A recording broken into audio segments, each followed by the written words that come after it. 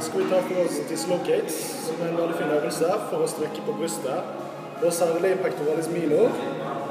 Den er ofte med på å dra skuldra fram og ned, noe som vi stort sett ikke ønsker i de fleste styrketreningsøvelser.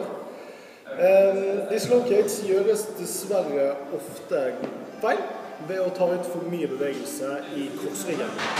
Vi skal først vise 2 repetisjoner som er feil, og så skal vi vise 2 repetisjoner som er riktig. Her er det altså viktig at vi har god kontroll på magemuskulaturen, sånn at vi holder korsryggen nøytral og ikke svære for.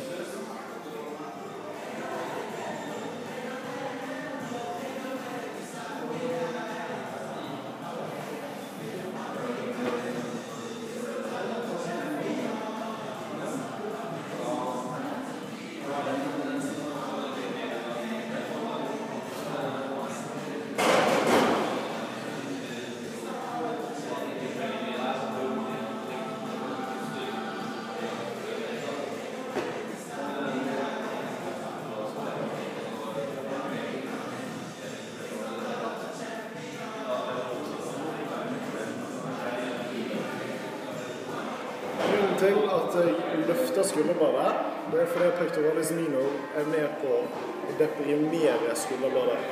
Så når vi løfter det opp, så får vi enda mer strekk på pectoralis minor enn om du skulle holde det nede.